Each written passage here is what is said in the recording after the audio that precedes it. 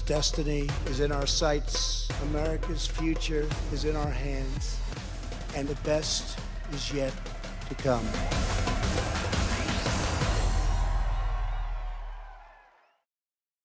Good morning. I'm Jonathan Capehart, opinion writer for the Washington Post, and welcome to First Look, Washington Post Live's one-stop shop for news and analysis all about the Republican National Convention.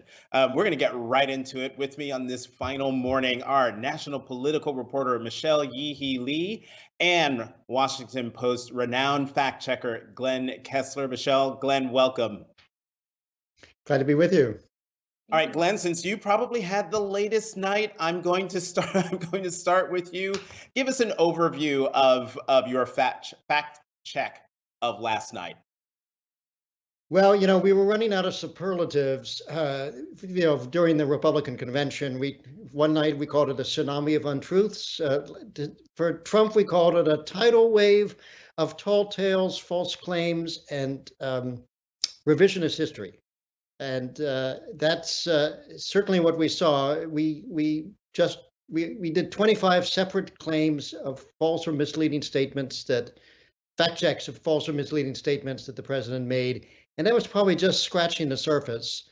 We wrote a whole book on Trump and his what we called his assault on truth and his propensity to say false or misleading things, and he certainly lived up to his to our expectations and his reputation as someone who will say things that just often not based in any reality. I can go through a few if you're interested. Glenn, that reminds me. I mean, we have heard, to my mind, listening to the president's speech, there are a lot of things that I have heard before. And I'm wondering, for you as a fact checker, did you hear anything new that needed to be fact checked? Well, we fact check him and also the Democrats on a daily basis. So we were pretty well prepared. He had a line in there about cash bails, where he was criticizing Biden for supporting a policy that actually Governor Chris Christie of New Jersey has implemented. That's popped up in the last week or so, but we were prepared for it because we had seen that he had started to say that. But otherwise, it's just a litany of his golden oldies, the greatest economy in world history, or the biggest tax cut ever passed, or falsehoods such as that Biden supports defunding police, which Biden does not. Biden would wipe out the suburbs or cancel the suburbs, which is, you could argue maybe that's overheated rhetoric, but it's also false. He, generally, when he gives a speech, it's about 50 or 60 false claims in each speech when he gives one of those rally speeches. And that's what this was. It was a rally speech. Michelle, I'm going to come to you in 1 second, but Glenn, I need you to fact check here live on camera one thing that leapt out at me that the president said, and that was he has done more for African Americans than perhaps even Abraham Lincoln. Right. That's a fact check we had done. We had given him 4 Pinocchios, our worst rating for that. I consulted with a whole bunch of historians who literally just laughed through the phone. Trump has done very few things specifically to help African Americans. And, you can go down the list, but, at the very top, you'd have Lyndon Johnson, who signed the Civil Rights Act of 1964 and the Voting Rights Act of 1965. You had Harry Truman, who desegregated the Army. Of course, you had Abraham Lincoln, who freed the slaves. Freed the slaves, yes. It's just, but it's typical of the way Trump will cast himself as some sort of superhero who has done amazing feats that no one else has ever done before. So, Michelle, last night we saw something we've never seen in, at least in modern American history, and that is a president of the United States using the White House and the grounds as a backdrop for his acceptance of a renomination to the office. We've been talking all week about the Hatch Act and violations. My opinions colleague, Hugh Hewitt, said, no big deal, nothing to see here. But you recently wrote about the potential Hatch Act violations that were committed by federal employees like Ivanka Trump, the president's daughter. Talk more about your reporting and whether those employees have put themselves in any kind of legal jeopardy. Right. All week, we saw the president leveraging the powers of the presidency for political purposes, like airing the naturalization ceremony, an official pardoning ceremony as a part of the programming of the political conventions. And then, of course, this culminated with last night with the backdrop of the White House. And, you saw the event happening on the South Lawn. Through my reporting, I found out that although the Hatch Act, the civil provisions of it do not apply to the president or the vice president, there are criminal provisions that have derived from the Hatch Act that may apply to him. So there's actually a complaint right now pending about whether the president may have violated the criminal provisions, and we'll see where that goes.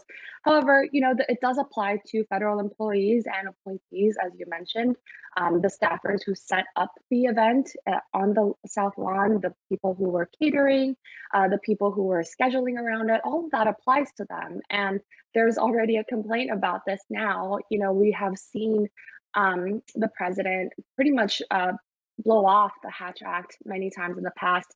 Under President Trump's administration, we have seen a huge increase in Hatch Act violations in a way that the Hatch Act unit at the Office of Special Counsel has actually hired more people to investigate Hatch Act claims and claims of violations of the Hatch Act.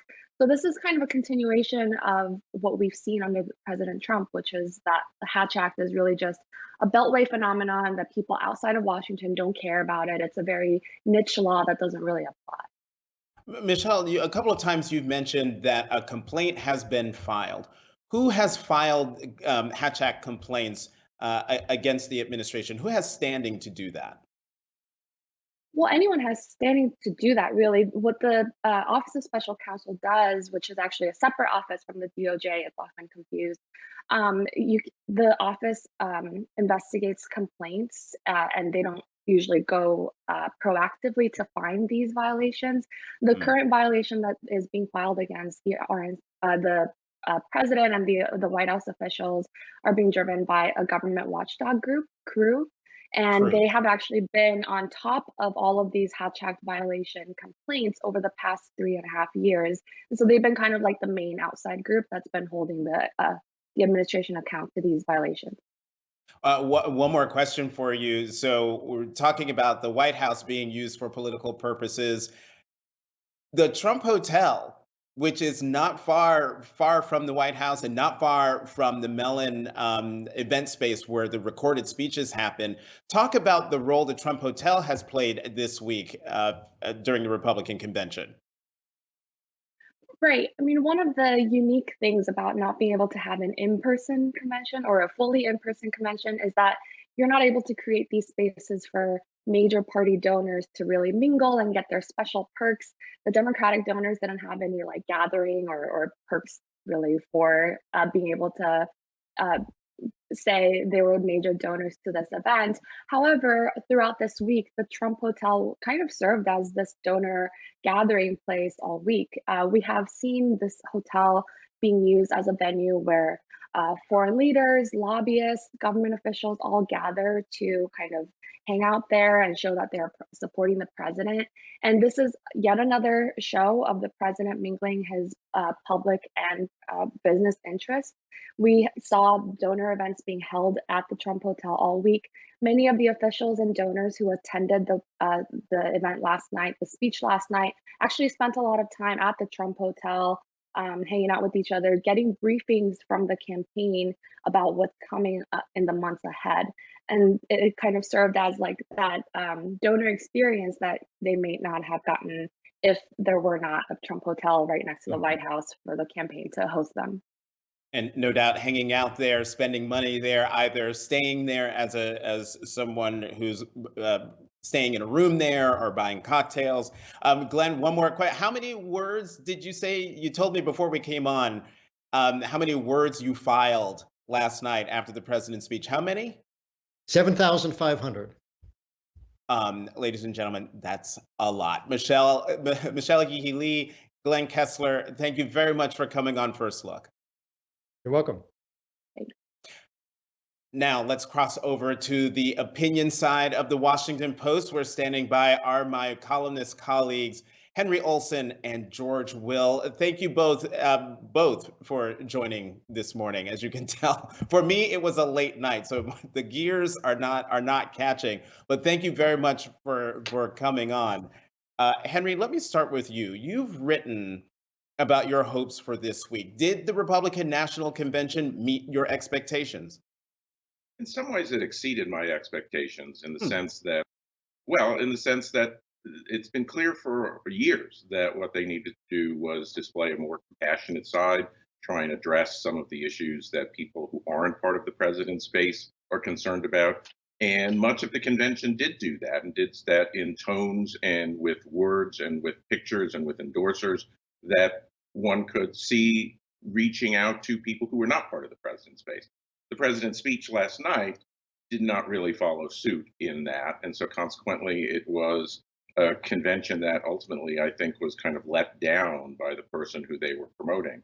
But there's incredible opportunities for 60-minute or 60-second or 30-second ads from the speeches and some of the videos from the rest of the convention. And if the campaign knows what it's doing, it will flood the airwaves with those starting in the next week. George, your impressions, did it meet or, as in Henry's case, exceed your expectations? I think it lived down to my expectations. Uh, the most famous words spoken during Franklin Roosevelt's long presidency were spoken about 3 minutes into the presidency. He said, the only thing we have to fear is fear itself. Uh, I think the theme of the Republican convention was be afraid, be very afraid. The suburbs are going to be invaded. The violence will sweep the country. And indeed, the Black Lives Matter and associated allies at this point have figured out how indeed to reelect the president if he keeps doing it, and if they keep up with the violence and the looting, and if Joe Biden can't summon the gumption and the vocabulary to speak out against it. But I think the president aimed at two groups from which he needs to make marginal gains. One is the suburbs. In 2016, 56% of the votes cast were cast in suburbs. He's doing very poorly in the suburbs. He needs to claw back some support there. Second, and this is a kind of recurring Republican effort, to improve the turnout for Republicans among African Americans. In 2012, the last time that Barack Obama was on the ballot, there was 66% turnout of eligible African American voters. In 2016, that dropped with Obama no longer on the ticket, that dropped down to 59%. If it had stayed at 66%, Mr. Trump would not have been elected in the first place. So marginal differences in small constituencies, the African American or in particular states, can make a big difference. Henry, what do you make of George's analysis? And also, to George's point, I mean, the message has been be afraid, be very afraid. Will that work? I think that George was very right that if what you continue to see is both the fringe of the far left committing violence, looting. Last night apparently people attacked Senator Rand Paul leaving the White House, or at least according to his tweet. And if Biden Biden can't do more than simply issue a ritual denunciation and not take on the leadership role he says he's uniquely capable of. It could very well do that, because if you see one thing happening on your screens daily and you see it spiraling out of control, and the people who are closest to that or claim to have moral authority in that side of the American political spectrum not be able to put an end to it, that could very well work. But you do have to look. People will remember everything that's been done over the last few years and weigh it in the balance. But facts on the ground right now, literally on the ground, do make the president's argument much more plausible than they did a month ago. George, I want you to come back to something that you mentioned a moment ago when you were talking about the violence that's particularly in Kenosha, and Vice President Biden finding the gumption to speak out against it, which he has. But you wrote a column, if I'm not mistaken, where you write that Joe Biden needs a Sister Soldier moment. Talk that out. Well, in 1992, Sister Souljah, young at that time rap singer, responding approvingly to the riots in Los Angeles in 1992, following the acquittal of the police officers involved in the beating of Rodney King, said that if week in and week out there are blacks killing blacks, maybe blacks should kill whites for a while, and if there are nice white people, she's never met any. She was attending at a Jesse Jackson event in Chicago, as was Bill Clinton, and Bill Clinton criticized her explicitly by name. And this sent a signal to wavering voters that he was an independent man and not enamored of or hostage to those who inhabit the wilder shores of American politics. He was considered very helpful to his campaign. Mr. Biden has not had such a similar moment. Daily events give him an opportunity to have a Sister Soldier moment. Instead, what he did last week was issue a 93-second video tweet, 43 seconds of which deplored the arson and mayhem that's going on in the cities. If he thinks that's sufficient, he's very much mistaken. So sometime between now and Election Day, particularly if the violence continues, he's going to have to take a much more public, much more forthright stand.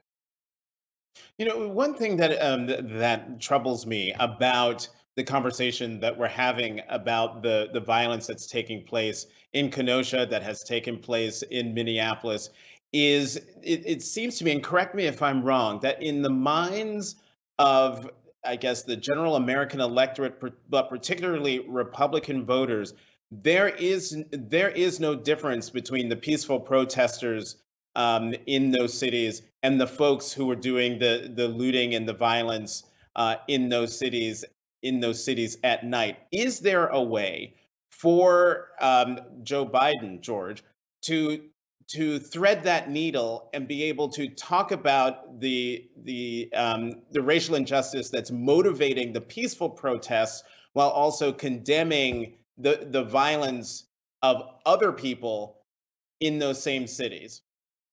It's an easy distinction to make, an obvious distinction to make. And if you're going to be the head of the executive branch of the federal government, you have to speak out in favor of law enforcement.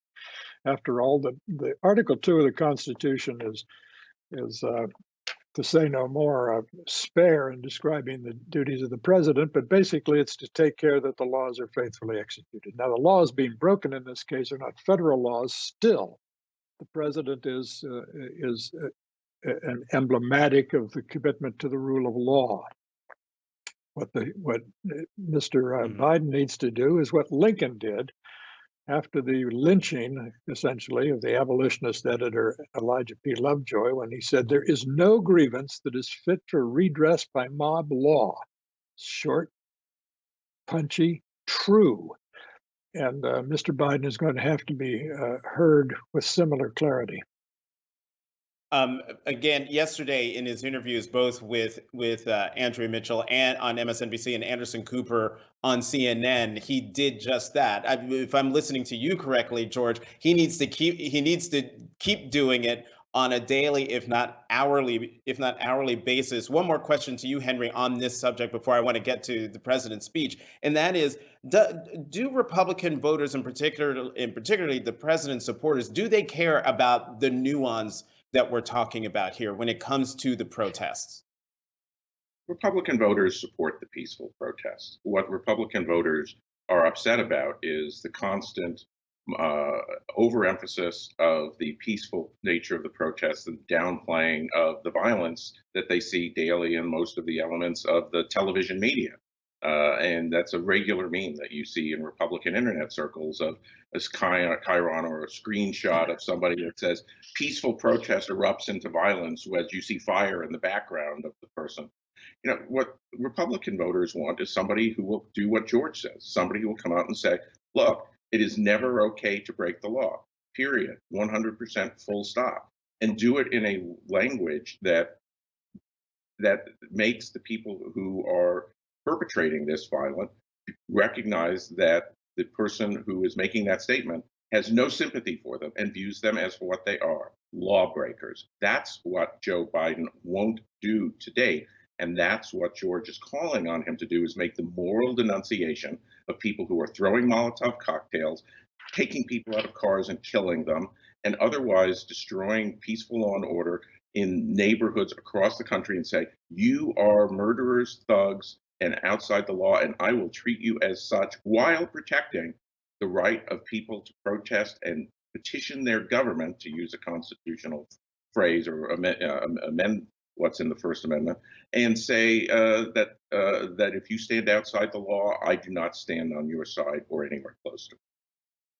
And again, Vice President Biden yesterday did do that, not in the language that you use, but he did do that, and he needs to do it more often, if I'm listening to you both correctly. Now, the president What he needs to do is do something like go to Kenosha and say, if you kill, you will be put in jail. If you maim, you will be put in jail. If you burn and loot, you will be put in jail.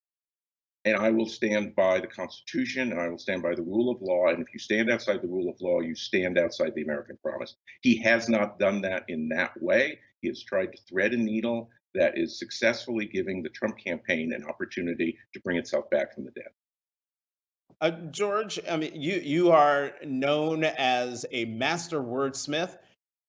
Tim Alberta at Politico dubbed the president's speech, said the president's speech, quote, wasn't a terribly effective address. He also called it, quote, this hodgepodge of oratory was wrapped around a warning to America. What is your assessment of President Trump's nomination acceptance speech last night?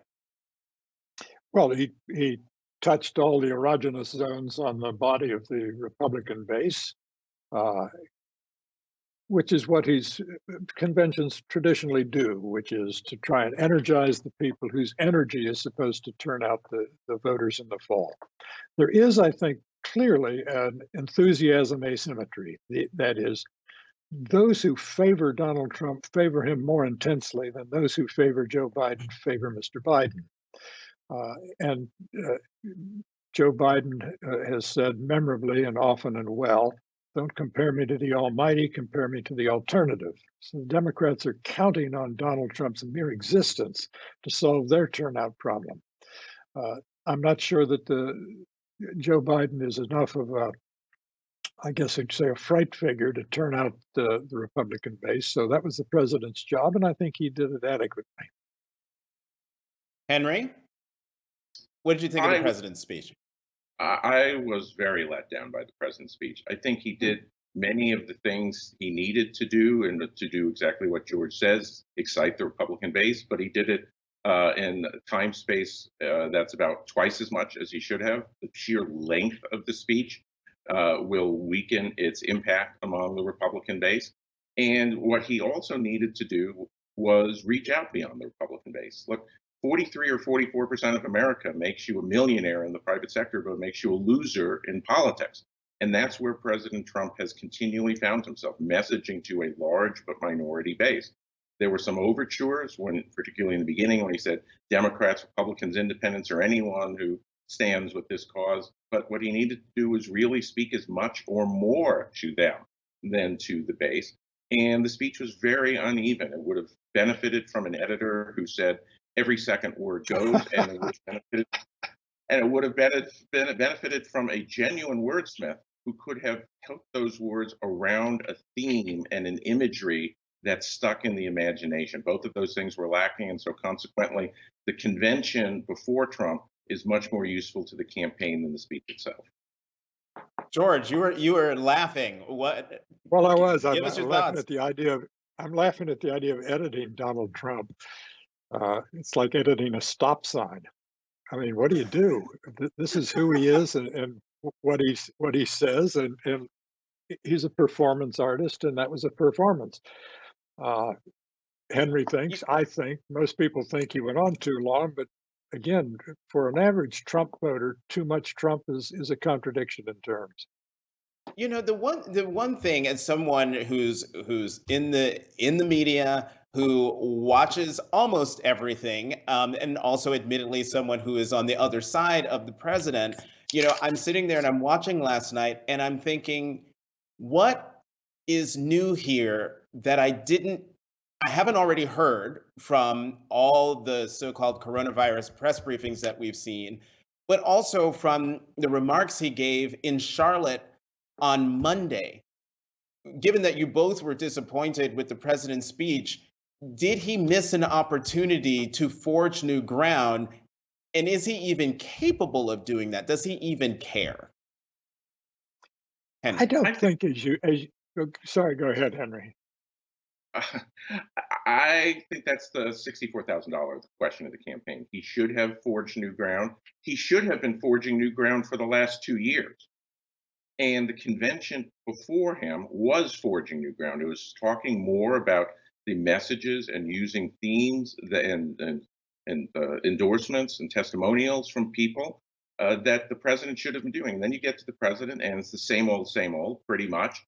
And people have been asking me when I give speeches, is there a path back for the president? I say yes, but it's not at all clear that the president can take that path. And I think if he can, that gives him a better chance. But last night again showed that maybe this guy just is an old dog who just cannot learn a single new trick.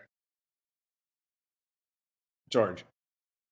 I think it's very rare in presidential campaigns, not unprecedented, but rare, that something new comes up in the last 60 days of a campaign.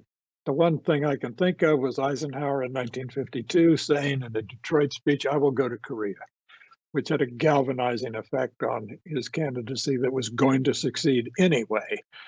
But it seems to me unreasonable to expect Mr. Trump, Mr.